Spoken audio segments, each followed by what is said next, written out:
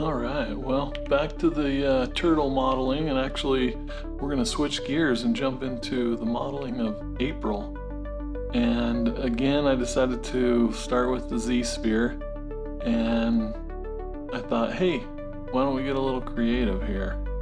And I went a little wild with some of the Z-spheres, putting them in some weird spots just to try to, start to map out the volume.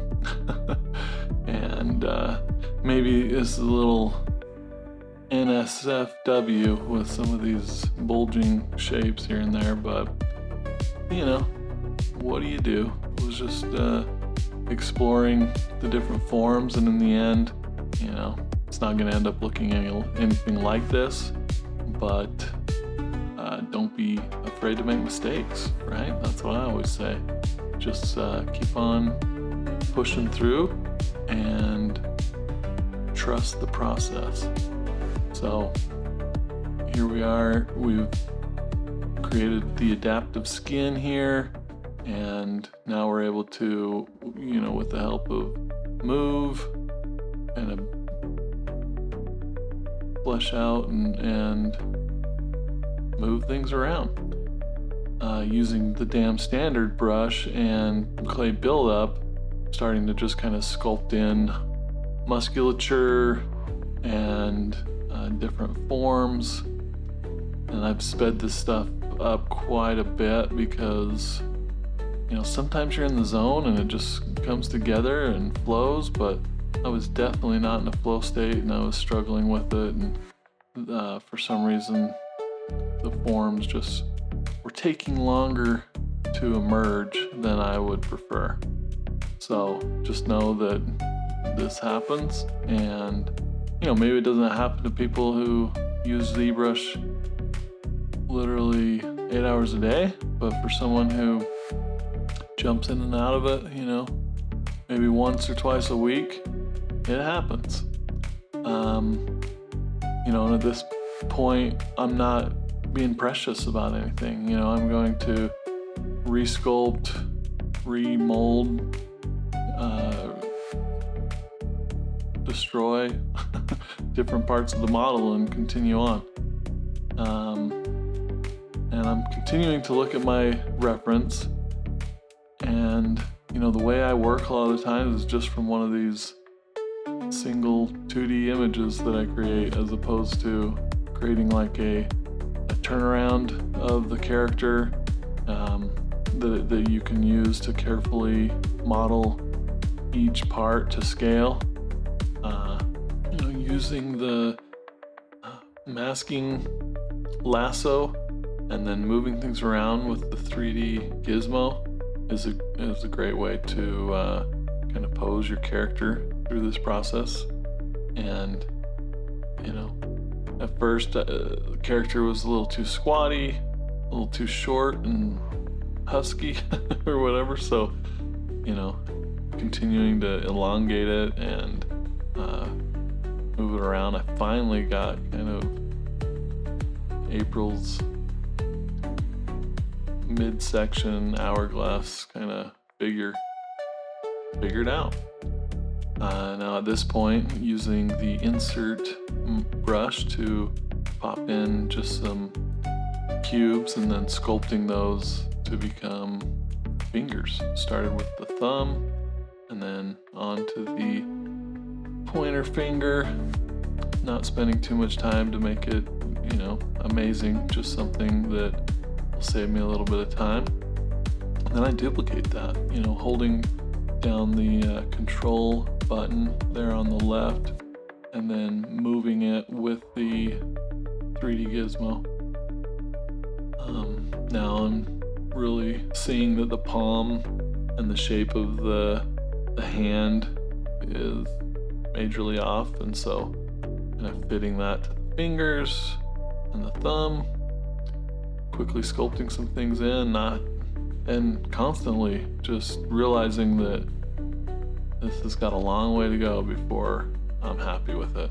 And this is the best part about working in a T-pose with the help of symmetry, because then you're just doing this on one side of the body and it gets you most of the way there. I mean, there are definitely shortcuts for working on, already in your pose, and I've done that before, but for this one, definitely wanted to start with the T pose. Now I'm exploring some different planes, using H polish to flatten out parts of the body to and just create those planes and better define musculature and stuff. And then onto the face, and this is looking horrific in the beginning.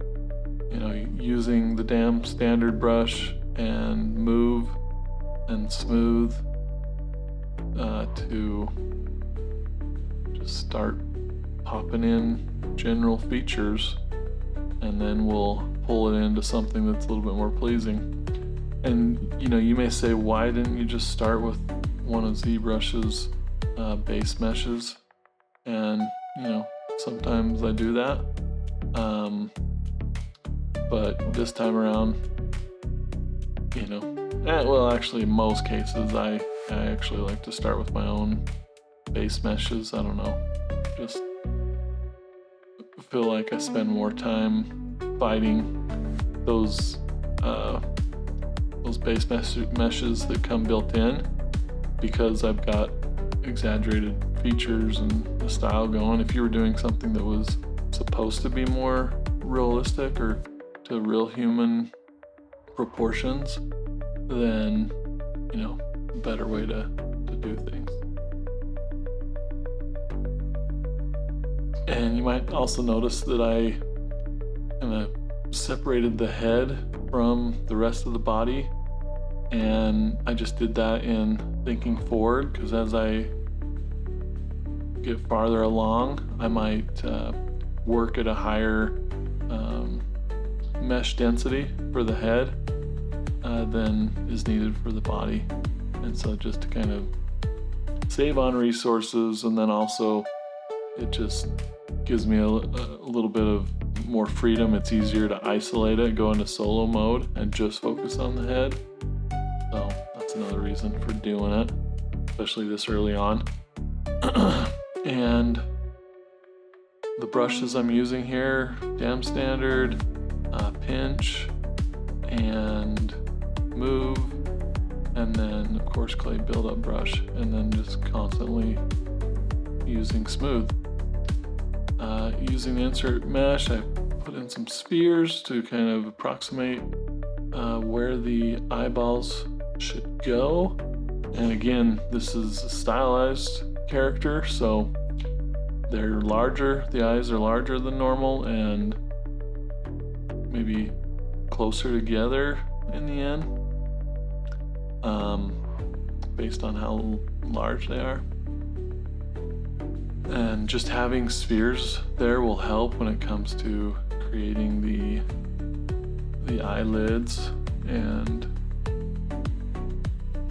having something that's a separate subtool that won't get messed up as I move the geometry, the mesh around. You can see I duplicated the eyes, made them bigger, and then sliced off part of them. And then I'm using the 3D gizmo to reposition those roughly as eyelids. I duplicated top ones for the bottom and positioned those, and so eventually we'll dynamesh these into the head, but this helps give us a nice clean sharp eyelid to start with. Now on to the ears. Just gonna sculpting those in, dynamesh them to the rest of the head, and using those same brushes. Using masking to help protect the head as I move things around. Again, those brushes are dam standard, pinch, clay buildup. But, you know, again, this is a work in progress, and it's not quite looking like the April character yet, but it's getting there. And probably won't really start looking like her until I block in some hair, and then I'll really start to be able to use that as a way to reference kind of proportions and, you know, and everything. And for some reason, when I'm working with a bald character that's supposed to have a lot of hair, it's, you know, do your best and you get as close as you can, focus on the little areas that you can identify as unique, but it never quite feels like you're there until the hair gets in place, because as we all know, that changes our appearance quite a bit. Masking is your friend, something I used to never do, and I think that's probably because I would just use the paint brush to paint in a mask, but after adopting the lasso tool, I started using it a lot more.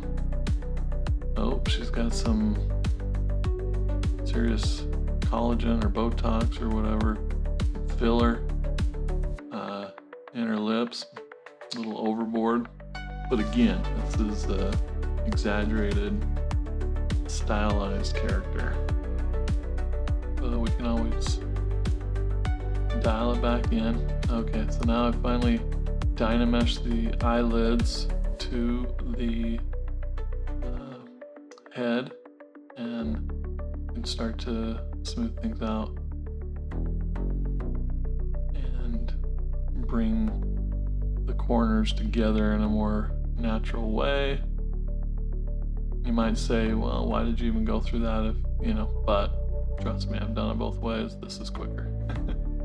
Now I've inserted cubes to create the start of the eyelashes, and in these 3D characters, you know, sometimes it's just a blade of geometry, and you know, you're not creating the individual lashes.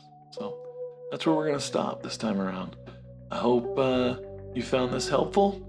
If you've made it to this point, congratulations and thank you. Drop me a message if you want me to continue with this series. You know, I'll probably do it regardless, but love to hear your comments, and please like and subscribe.